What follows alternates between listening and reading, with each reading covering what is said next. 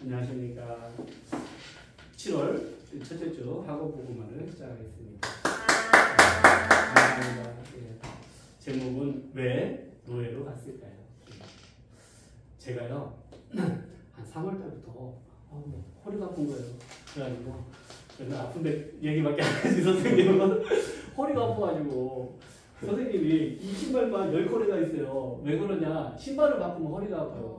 네, 심지어 깔창을 바꿔도 허리가 아플 정도로 좀 예민해요. 예전에 이제 찐빵 만들고 막 그럴 때 허리를 많이 써서 그런 것 같아요.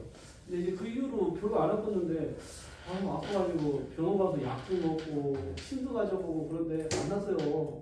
그래서 다니다가 한 3주 전인가 우리 손님 집에 가서 뭐 손님하고 이런저런 얘기 많이 해요. 여자분들이 막 이게 많이 하거든요. 그러면 저 요즘에 허리가 아프다고 그랬더니 그거 저기 운동하면은 낫는다는 거예요.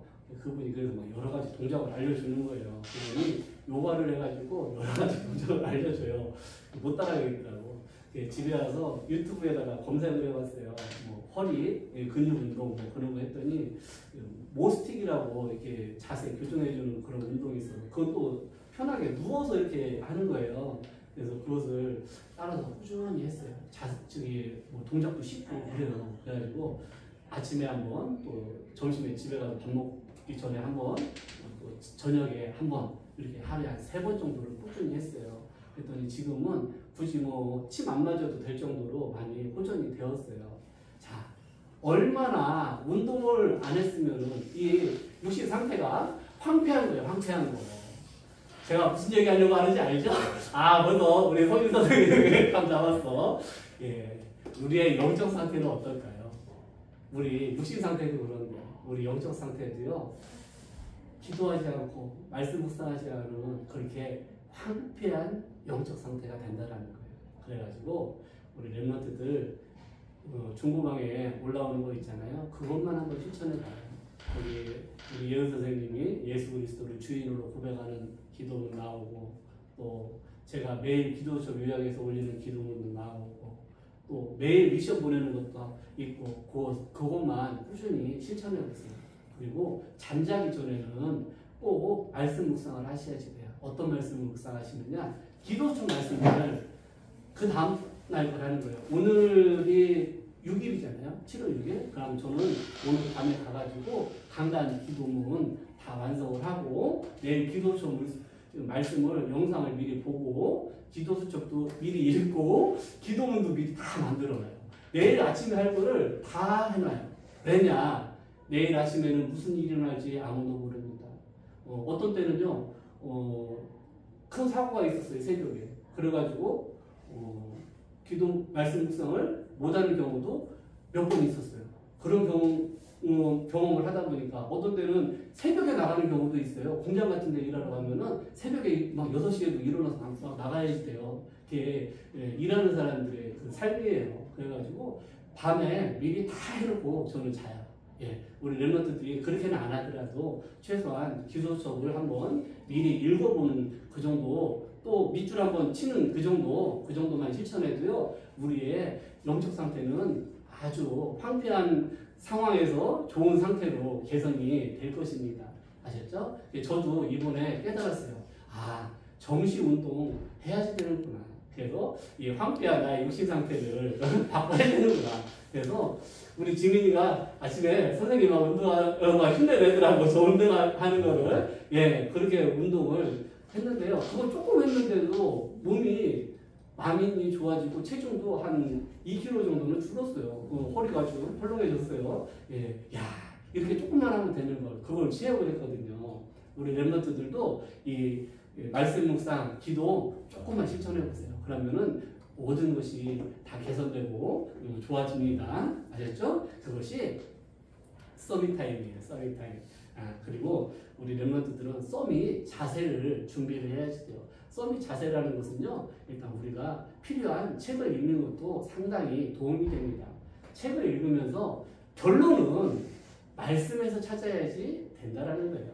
세상에 책이 여러 가지 책이 있어요. 방금 전에도 화폐전쟁이라는 책을 소개를 했지만요, 진리의 책은 하나도 없어요.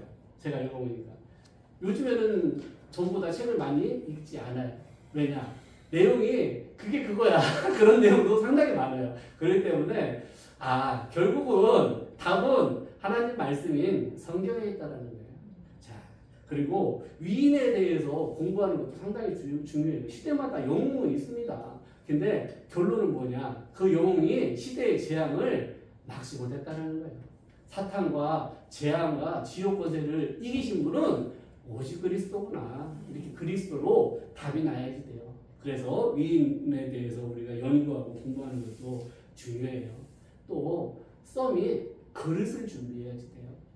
요즘에는요 정말 지도자가 없는 시대예요. 나이 많은 어른은 많은데 진짜 어른이 없는 그런 시대를 우리는 살고 있어요. 다 어린아이 같아. 영적 수준, 모든 생각하는 수준이 자기하고 생각이 다르면은요 완전히 원수처럼 달려들어요. 그게 세상이에요. 우리나라 정치인들 보세요. 옛날 정치인하고 좀 달랐어요. 옛날 정치인들은 그래도 먼저 나라에 대한 생각 그런 것들이 있었어요. 지금의 정치인들은 완전히 자기 우리 그거밖에는 몰라요. 예, 나라는 어떻게 되든 말든 신경 쓰지 않는 그런 게 지금 우리가 살고 있는 시대예요. 우리 랩런트들은요 정말 서밋에 그릇을 준비해야지 돼요. 의견이 다를지라도 그 사람을 수용하고 초월할 수 있는 능력을 가져야지 되는 거예요. 만약에 다른 사람하고 의견이 다르다면요 내가 어떻게 해야 될까? 많은 사람들이 다른 사람을 바꾸려고 하고 굴복시키려고 해요. 그렇지만은 그렇게 해서는 진짜 지도자가 아니에요. 내가 갱신할 것이 무엇인가를 찾는 것이 지도자인 거예요. 예, 특히 교회에서는 자기 의견을 굳이 강하게 낼 필요도 없는 것입니다. 왜냐? 어차피 생각해보면 제가 이렇게 생각해보면 그래. 누구 의견이 맞다 틀리다 그거 아니다. 어차피 하나님의 뜻대로 성취된다라는 우리가 믿음을 가지고 기도를 하는 것이 오히려 내 의견을 내는 것보다는 더 나아요. 하나님께서 그것을 원하시는 거예요. 자, 이게 뭐 제가 다 돼가지고 서밋 타입 자세 그릇에 대해서 말씀하는 거 아니에요. 저도 안 돼. 저도 안 되기 때문에 되길 바라면서 기도하는 마음으로 메시지를 하는 거예요. 어떤 사람은 그래요. 제가 메시지 하잖아요. 그러면 그 메시지를 굳게 붙잡고 있다가 저를 공격할 때 사용을 해요. 그런 사람이 있어요. 누구라고 말을 못하겠어요. 당신 지난번에 그런 메시지였잖아 하면서 공격하는 사람이 있더라고요. 그러면 안 돼요. 제가 다 돼가지고 메시지 하는 거 아니에요. 아셨죠? 예. 자, 본론으로 들어갑니다. 복음을 가치 없이 본 것이래요. 노예로 간 이유가 창세기에 보면 4명의 족장이 나옵니다. 가장 먼저 나오는 족장 이름 누굴까요? 아자로 시작합니다. 아르헨티나.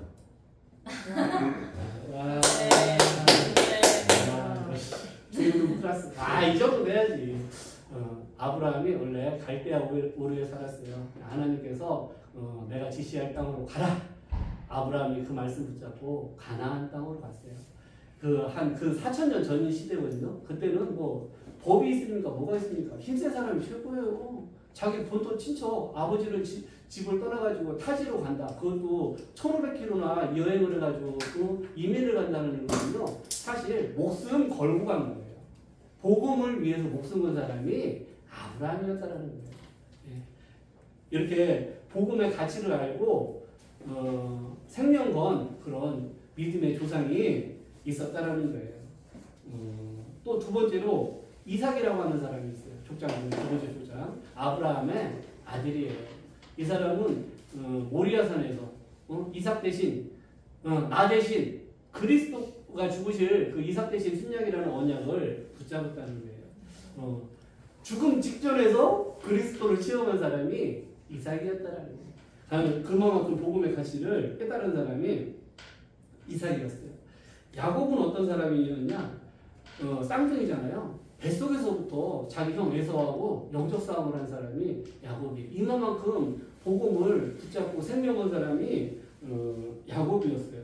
또 자기 형이 죽을 것을 피해서 도망가다가 베델에서 사닥다리 그리스도 천국과 연결되어 있는 그 사닥다리를 보게 되었잖아요. 거기서 그리스도를 체험하게 되었다는 거예요. 자, 요셉은 어떤 사람이었냐? 마지막으로 요셉은 아버지 야곱이 채색 옷을 입혀가면서 언약을 각인시킨 사람이었어요. 그 요셉은요, 뭐 세계복음화 꿈을 꿨다 이게 아니에요. 세계복음화가 꿈에 나올 정도로 언약이 각인되어 있는 사람이 요셉이었다는 거예요.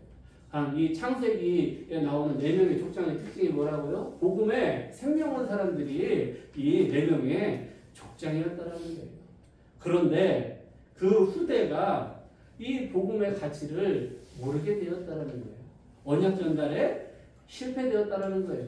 그때 출애굽기 1장에 보면은 그 세대 사람들이 다 죽었어요. 그런데 이스라엘 백성들은요, 막 성공하는 거예요. 번성하는 거예요. 그런데 그 이후에 노예로 전락해 버렸다는 거예요. 이 복음의 가치를 모르잖아요. 그러면 노예, 포로 속될 수밖에 없다라는 거예요. 자, 이삭처럼 나 대신 그리스도께서 죽으셨구나. 이 복음을 체험하는 것이 아주 중요합니다. 그래서 우리 렘넌트들은 나의 그리스도 체험하는 시간 되게 해달라고 예배 때마다 기도를 하셔야지 돼요. 우리 렘넌트들이 우리 기성대 세대 어른들처럼 불신자 상태 6가지 다 체험하고서 복음 깨달을 거예요. 저는 불신자 상태 6가지가요. 처음 전도자를 통해서 메시지를 받았을 때, 야, 이거 우리 집 얘기를 왜 여기다 다 써놨냐. 그 정도로 체험한 사람이 저예요. 불신자 상태 6가지를 그렇게 체험했어요. 우상숭배, 정신문제, 육신문제, 대물림 다 체험한 사람이 저예요. 그러다 보니까 그리스도 딱 메시지를 들으니까 그게 딱 꽂히는 거예요. 아, 맞다. 여기서 불신자 상태 6가지에서 나를 끊으신 분이 그리스도구나. 이것을 딱 체험하게 되었어요. 물론 그때 체험했다고 그게 완전히 불체질된 건 아니었어요. 그래서 예배드리고 우리가 말씀을 받아야지 돼요. 그때 전도자를 통해서 그리스도를 체험했지만 나의 그리스도를 누려지기까지는 많은 시간이 걸렸어요. 저는. 왜냐? 그만큼 저에게 각인되어 있는 게 불신자 체질로 살아왔다는 거예요. 무려 32년을 불신자로 살았습니다. 예, 그러다가 복음을 받았어요. 그런데 그게 하루아침에 내가 복음이 딱 바뀔까요? 그러지는 않아요. 제가 봤을 때 한 32년이 지나면은 64살인데 64살이면 좀 어떻게 좀 바뀌려나 싶어요. 왜냐? 불신자로 32년 살았으니까. 그죠? 32년을 또 복음 속에서 살아면 그때는 좀 바뀌려나. 그 정도로 체질이라는 것이 무서운 거예요. 그런데 우리 렘넌트들은 얼마나 좋아요. 태어나면서부터 원약까지 부모님 밑에서 자라서 어려서부터 예배 듣고 말씀 들으면서 살았잖아요. 그렇지만 우리 모든 사람은 창세기 3장 원죄라는 것이 딱 각인돼서 나온다라는 거예요. 그렇기 때문에 우리가 항시 예배 속에서 말씀 속에서 살아야지 되는 거예요. 아무리 부모님이 믿고 언약의 가문에서 태어났을지라도 나는 창세기 3장 속에서 태어났다는 것을 잊어서는 안 돼요. 그렇기 때문에 우리가 한시라도 방심하고 예배 중심, 기도 중심, 말씀 중심으로 살아야지 될 이유가 거기에 있는 거예요. 아셨죠? 자, 저는요, 복음을 놓치게 만드는 방해 요소 중에 좀 이걸 생각을 많이 해봤어요. 육신적인 풍요. 육신적인 풍요. 내가 부족한 게 없어요. 육신적으로. 원하는 거 내가 결핍이 없어. 그럴 때는 오히려 더 복음을 놓치기 쉽다라고 봐요. 저는. 예. 오히려 부족하고 좀 고난이 있고 그런 것들이 저는 사는 데 있어서 더 유익하다고 봅니다. 네, 물론 이건 제 개인적인 생각이에요. 너무 부족한 게 없이 사는 것이 저는 결코 좋은 것은 아니다. 내가 부족하고 연약할수록 하나님을 더 바라보게 되더라고요. 우리 아마 F시대에도 그랬을 것 같아요. 막 성공하고 잘 되고 막 그러니까 하나님 잊었을 수도 있어요. 그냥 배부르니까 일단 자, 우리는 성공이 목표가 아니에요. 우리의 목표는 세계복음화예요. 근데 성공이라는 것이 단지 세계복음화의 도구로 우리가 사용할 뿐인 거예요.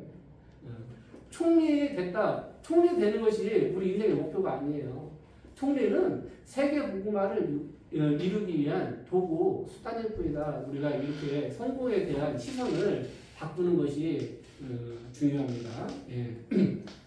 두 번째, 재앙이 무엇인지 몰라요. 그러니까 무지해, 영적으로. 사탄은요, 이 강대국을 딱 붙잡고 있어요. 예. 사탄이 힘은 이론 중에 저는 이런 거 생각해요. 야국강식이 무슨 얘기인지 알죠? 야국강식. 그 짐승들 세계 보면은 막 그 호랑이가 사슴 잡아먹고 그러잖아요.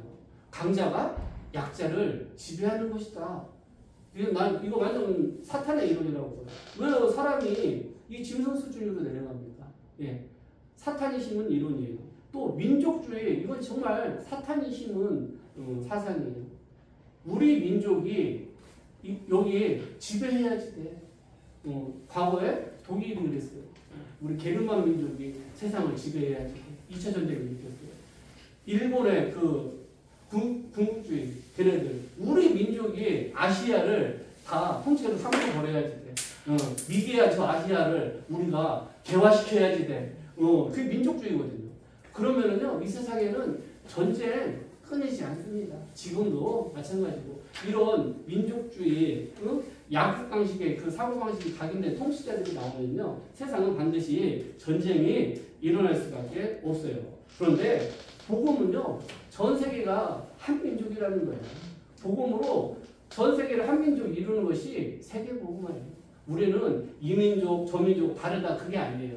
복음 안에서 다 한 민족이에요. 우리가 이 마인드가 바뀌지 않잖아요. 세계 복음화 어려워요. 그러면 일단 우리가 그 이방인을 보는 눈을 바꿔야지 돼요. 우리 다 복음 안에서 한 민족이에요. 그리고 육신적으로 한 민족이잖아요. 아담의 후손, 노아 이후에 다 번성과 후손이기 때문에 우리는 피부 색깔이 다르고 언어가 다르고 그래도 다 한 민족이에요. 그렇기 때문에 그 사람들에게 똑같이 다 그리스도 복음이 필요하다는 거예요. 이 생각이 바뀌지 않는 한은요, 세계 복음화 어려워요. 왜 외국인들이 우리나라 와서 돈 다 벌어가고 그래서 이런 소리 하는 사람 80% 이상이에요. 시골로 갈수록 더해요. 시골로 가잖아요. 심지어 어떠냐? 너 저 동네에서 왔잖아. 우리 동네 사람 아니네. 배척해요. 예, 텃세라고 하죠. 엄청 심해요. 예, 제가 예산에서 텃세로 여기까지 왔어요. 하나님의 계획입니다. 그것이. 예, 텃세가 그 정도로 심해요. 예. 그런데 우리는 텃세 그 수준 가지고 세계복음 못한다는 얘기예요. 복음 안에서 다 한민족인 거예요. 피부색이 다르고 언어가 다르고 부모님이 다르고 국적이 다르고 그거 상관없어요. 하나님께서는 다 세계복음화를 위해서 모든 민족을 다 복음으로 하나 되게 부르셨음을 잊어서는 안 됩니다. 우리에게 각인돼야 될 사상이에요. 그것이 민족주의 사상 다 빼내야지 돼요. 예. 자, 또 237 나라와 5천 종족은 노예로 전락해 있어요. 과거에는 실질적으로 식민지를 삼았어요. 우리나라가 일본에 속국으로 있었잖아요. 35년 동안. 그런데 지금은 경제 속국으로 모든 경제를 장악을 하고 있는 상황입니다. 지금은. 이스라엘은 거기에 심부름했어요. 네. 복음 놓치잖아요. 그러면은 그 애국 무상 신전 만드는데 거기 심부름하고 있어. 자, 여기서 중요한 게 뭐냐? 이스라엘이나 우리나라나 지리적으로 똑같아요. 주변 다 강국으로 둘러싸여져 있어. 우리가 복음 놓치잖아요. 그 강대국이 인생 몽둥이로 두들겨 팹니다. 지난 1900년대가 우리 민족에게 있어서는 인생의 몽둥이로 엄청 얻어맞은 시대예요. 그런데 중요한 것은 복음을 회복하면은 그 강대국들이 다 전 세계로 나아가는 문이 된다는 거예요. 예, 우리가 군사력이 약해서 일본에 속국됐어. 그 틀린 말이에요. 뒤에 본질적은 우리가 복음을 회복하는 복음을 놓치고 세계 복음을 언약 놓쳤기 때문에 그렇다는 거예요. 우리는 다른 거 신경 쓸 게 아니에요. 오직 복음을 회복하고 세계 복음화 언약을 딱 붙잡을 때 주변의 강대국 진짜 우리 지리적으로 이렇게 힘든 지역이 없어. 땅은 70%가 산이야. 거기다가 위에는 강대국, 남바트죠. 중국이 있습니다. 아래로는 일본이 있어요. 일본 그 저력 있는 나라예요. 진짜 무시해서는 안 될 나라예요. 그렇게 강대국이에요. 일본이. 일본이 뭐 1억을 30년을 빌빌대고 있잖아요. 그래도 큰 소리 치고 살아요. 왜 그러냐? 그 전에 많이 벌어놓은 게 그만큼 많다는 거예요. 자, 위에는 핵무기 가지고 맨날 저기 장난치는 애들 있어. 또 위로 가면은 러시아 있어요. 러시아 전 세계에서 가장 영토 큰 나라예요. 예. 러시아어를 쓰는 인구가요 10억이 넘어요. 그 정도로 강대국이에요. 러시아 강대국이에요.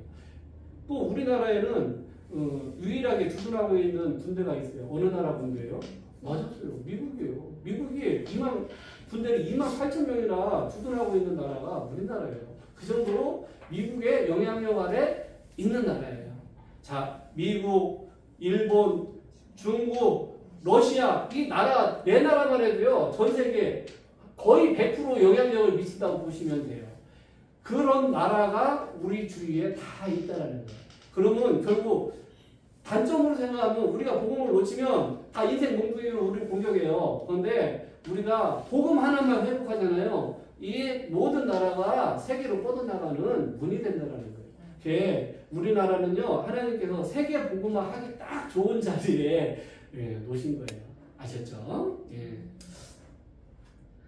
또 우리나라 일본 식민지로 있을 때 이런 사건이 있었어요. 먹고 살기 어렵잖아요. 맨날 때리고 있는 재산 다 뺏어가. 우리 할머니들 얘기 들어보잖아요. 그러면 정말 웃겨요. 웃기다고 표현하기 그러고 슬퍼요. 왜냐 집에 있는 숟가락도 다 가져갔대요. 쇠로 된 건 다 가져갔대요. 녹그릇 같은 거 다 가져갔대요. 심지어는 막 이렇게 일본 앞잡이 완장차고 와가지고 우리 집안 어른이래. 근데 우리 집에 와가지고 그거 다 뺏어가고 그거 볶아줘요. 막으면 몽둥이로 패가지고 다리를 분질러 놓고 막 할머니가 그런 얘기를 하셔요. 옛날 얘기를. 그런 얘기 들어보면서 이렇게 살기 어려웠구나. 그런데 그렇게 살기 어려우니까 어떻게 됐을까? 우리나라 사람들이 중국으로 넘어가고 러시아로 넘어가고 심지어는 하와이까지도 가고 전 세계로 흩어지게 되었어요. 그런데 이 나라가 복음을 회복하니까 그 나라 사람들이 다 들어오고 있어요. 그냥 아산 지역에 100나라예요. 네, 100나라에서 들어오고 있어요. 주류는 러시아어를 쓰는 사람이에요. 러시아, 우즈베키스탄, 카자흐스탄 이 세 나라가 제일 많은 것 같아요. 다 러시아를 써. 근데 그분들이 다 3, 4대 전에 우리나라를 떠났던 사람들이에요. 그 후손들이 지금 들어오는 거예요. 러시아로 갔는데 스탈린이라고 하는 사람이 강제로 중앙아시아로 다 옮겨버렸어요. 우리 이제 고려인들을. 그 사람들이 우즈베키스탄, 카자흐스탄에 정착을 했다가 지금 다시 다 들어오고 있는 거예요. 자, 결국에는 그때는 우리에게 고난이었어. 그렇지만 멀리 보니까 하나님께서 세계 복음화를 위해서 이렇게 흩어지게 하셨다는 거예요. 자, 유대인들이 거의 1900년 동안 나라 없이 전 세계를 흩어져서 방황했어요. 그런데 그 중에 소수의 전도자들이 전 세계를 흩어져가지고 복음을 전했다는 거예요. 자, 이래도 진짜 다민족 그 사람들이 소중하지 않습니까? 우리가 생각을 바꿔야지 돼요. 다민족 저 사람들이 세계복음화의 중요한 열쇠고 문이구나. 우리가 그렇게 봐야지 됩니다. 자, 해방이 무엇인지 몰라요. 세 절기 나오는데 오늘이 맥주절입니다. 맥주주 주일인데 세 절기가 뭐죠? 첫 번째 6월절 예수 그리스도 피로 우리가 사탄과 죄와 지옥 권세에서 구원받았음을 해방받았음을 의미해요. 그리고 오늘이 맥주주일이에요. 맥주주일은 뭘까요? 구원받은 하나님의 자녀를 성령께서 인도하신다. 또 역사하신다. 우리의 모든 삶이 성령 인도 받는 삶이 되어야지 돼요. 구원은 하나님께서 은혜를 주신 거예요. 또 그 은혜로 받은 그 구원 그것을 성령께서 우리와 함께 하셔서 100% 책임지시고 인도하시는 거예요. 그래서 우리는 그 인도를 따라가야 돼요. 그 인도 따라가는 방법 중에 최고의 방법이 뭐냐? 말씀을 따라가는 거예요. 당연히 예배 중심으로 우리가 살아야지 되겠죠. 말씀 묵상을 당연히 해야 되겠죠. 또 우리의 영적 배경이 천국이에요. 그것이 수장절입니다. 우리는 죽어서 천국 가는 것이 아니에요. 천국 가는 죽어서 천국 가는 것이 아니고 지금 이 세상에서 천국 배경을 누리면서 사는 거예요. 그것이 기도입니다. 아셨죠? 그래서 결론 우리 멤버들이 복음 뭐 어려운 것도 아니고 여러 가지 하라는 것도 아니에요. 지금 우리가 오늘 가장 성공해야 될 게 뭘까요? 오늘 성공해야 될 게 오늘 그렇죠. 맞았어요. 오늘 내가 지금 은혜 받고 예배 성공하는 것이 하나님께서 가장 원하시는 것이고 내가 할 수 있는 최선의 선택입니다. 아셨죠? 오늘 아유 또 엄마한테 잡혀서 전도사님한테 잡혀서 그냥 억지로 끌려와서 이렇게 생각하는 것이 아니고 지루해. 하나님 오늘 나에게 최고의 은혜를 주옵소서. 내가 오늘 하나님께 최고로 영광 돌리는 예배자로 살게 하옵소서. 기도하시면서 예배에 집중하시길 바랍니다. 마치겠습니다.